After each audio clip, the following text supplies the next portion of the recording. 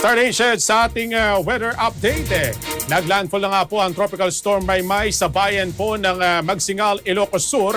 Nito pong Huwebes ng madaling araw, ayon po yan sa Pag-asa.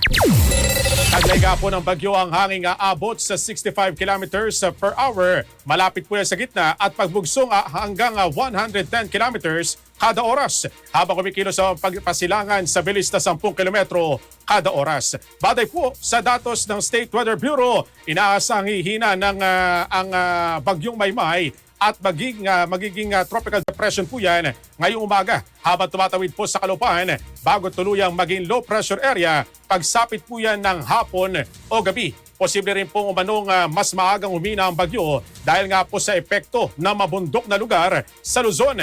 Nananatili naman po nakataas ang Tropical Cyclone Wind Signal number 2 sa Ilocos Norte, Ilocos Sur. Malaking bahagi po ng La Union, Hilagang Kanlurang Pangasinan, Abra, Kanlurang bahagi na Apayao, Kalinga, Mountain Province, Hilagang Kanlurang Benguet at Hilagang bahagi ng Cagayan. Habang signal number 1 naman ang umiiral sa natitirang bahagi ng La Union, Pangasinan, Apayao, Kalinga, Mountain Province, Benguet, Ifugao, Mainland Cagayan, Isabela, Quirino, Nueva Vizcaya, ilang bahagi po ng Zambales, Tarlac, Nueva Ecija, Aurora at katimugang bahagi ng Babuyan Island. Nauna na nga pong sinuspende ng Palasyo Malacanang ang pasok sa mga tanggapan ng pamahalaan at klase sa lahat po ng antas sa Metro Manila at 22 lalawigan sa Luzon. Ngayong pong araw yan ng Huwebes, August 6, dahil nga sa inaasang malalakas na pagulan, dulot po ng bagyong Maymay at pinalakas na habagat. Ayon naman po sa Malacanang, maaari rin po magdeklara ng suspensyon ng klase at trabaho ang mga lokal na pamahalaan sa mga lugar na hindi saklaw ng direktiba